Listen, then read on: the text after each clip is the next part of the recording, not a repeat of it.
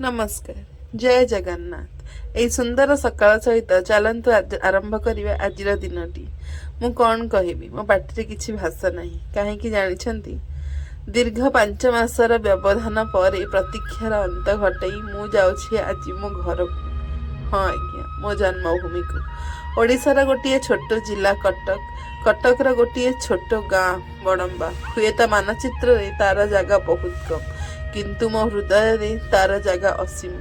कथा हेउ हेउ पहुंची गले सिकंदराबाद रेलवे स्टेशन रे। गाड़ी भी छाड़िबा पई बसिलेनी। काहेकि बा छाड़िबनी, से भी तो कर्तव्य करुछि आम्भ मानंक परी। आमे आमर पेट पोषिबा पई आसी बाहरे रहू, से आमको पहुंचेबा पई तार गंतव्य स्थल को चली जाए। बहुत दिन परे मु आज गाँ को जाउछि।